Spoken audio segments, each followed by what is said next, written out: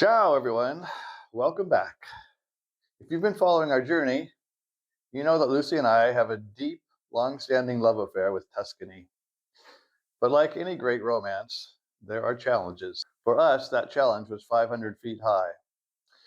For years, we lived down at the base of the hill. It was flat. It was easy. We got by perfectly fine on what I like to call our vintage bikes, which is really just a polite way of saying beat-up monospeed relics. We could pedal to the butcher, the grocer, or to the train station in 10 minutes flat.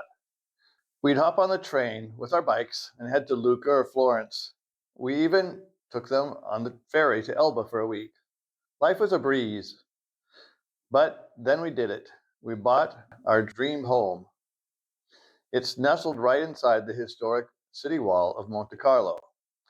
We'd always dreamed of living behind those ancient stone walls. And let me tell you, we have zero regrets. It's spectacular.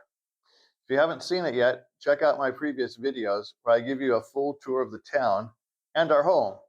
And hit subscribe so you don't miss the next ones. But here's the thing about hilltop cities. They're on the top of hills. To get from the train station to our front door, you have to climb nearly 500 vertical feet in just a mile and a half. Now, if you're a 20-year-old Italian cycling enthusiast, that's a warm-up. If you're a 70-plus retiree, it's an Everest. Pushing those old mono-speed bikes up that incline took half an hour of back-breaking work. That's when we realized our flat land lifestyle was officially over. The direct route from the train station starts out gradually, but then it includes a few 15-degree slopes. Going up the hill to Monte Carlo starts out nice and easy. And then it gets a little steeper.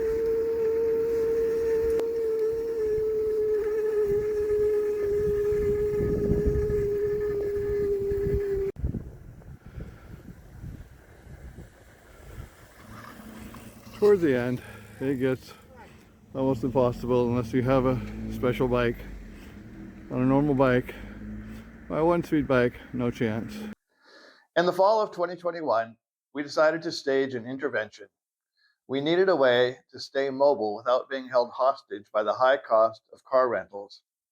If you've rented a car in Italy lately, you know the prices can make your eyes water, especially for the 4 months a year we spend here. So we went electric. I found a slightly used e-bike at a shop in Lucca, and we bought Lucy's from a fellow expat who is moving back to the States. We paid about 1,300 euros per bike, about 2,600 total.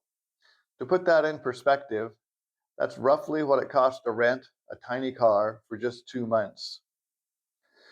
By the end of the first 2 months, the bikes had paid for themselves. Of course, we aren't total purists. We still rent a car for the first week to haul our luggage and stock our pantry, and again for the final week to get to the airport. But for those middle months, no fuel costs, no parking nightmares, just us and the battery. People ask me, is it actually easy? Here's the reality. We can zip over to Alto Pascio or Pescia in 10 minutes. The ride back, which is mostly uphill, takes maybe 20. The beauty of the e-bike is that it does about 75% of the heavy lifting. When I hit those steep stretches, I just click down into the lowest gear, crank the power to turbo, and keep my feet moving. You still pedal, but the pain is gone. It feels like having a pair of invisible hands giving you a steady push right when you need it the most. Now, let's be honest. I'm not into endurance sports. In high school, I tried out for the wrestling team. I lasted exactly 1 day. I tried the swim team. Same result.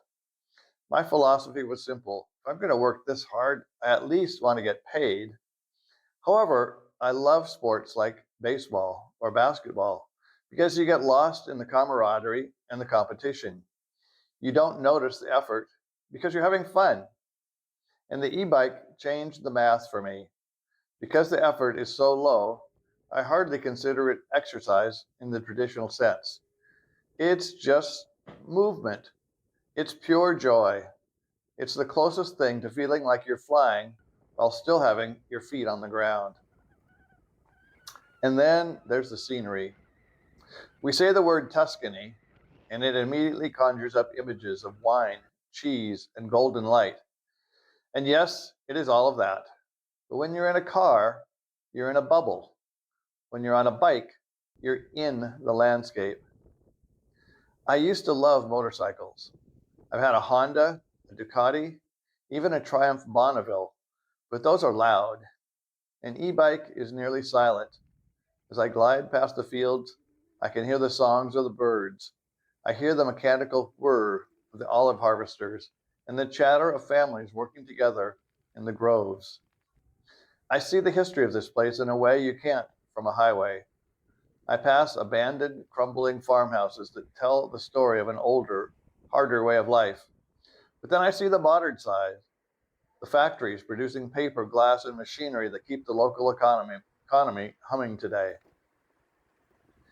Everywhere I look, there are orti, these beautiful backyard vegetable gardens, and of course the endless geometric rows of grapevines. It's a sensory overload in the best possible way. The bike also allows me to take roads that would be impossible in a car. One of the great things about riding a bike and using Google Maps is you find roads that you wouldn't know about if you were just going by car, like this secret entrance I found to the Lago di Cibola, the Lake of Cibola. I was looking on the map and I figured there had to be some way to get in there. And one day I discovered it. You can only access it by foot or by bike. And I love coming here on the bike. The Lago di Cibola is a nature reserve, little used by the people around here, but something I enjoy coming to a lot. It's places like this that I just wouldn't find if I didn't have a bicycle.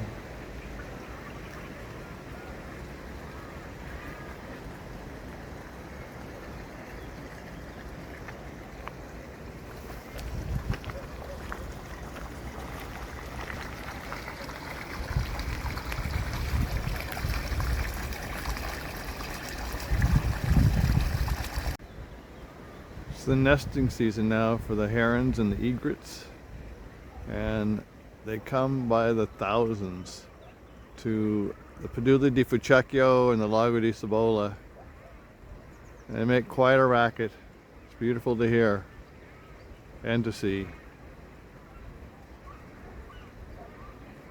Having these bikes hasn't just saved us money, it's expanded our world. I can now easily ride into the foothills of the Apuan Alps and explore my favorite hidden gem, La Svizzera Pesciatina, the little Switzerland of Pescia. It's a magical valley of 10 ancient stone villages, and it's a ride I can't wait to take you on in a future episode. So if you're thinking about making the move to Italy, or even just visiting for a few months, don't let the hills intimidate you. Get the bike. Thanks for joining me today. Don't forget to like this video and subscribe so you can join me for our next ride through the hills. Until next time, a presto. Ci vediamo alla prossima.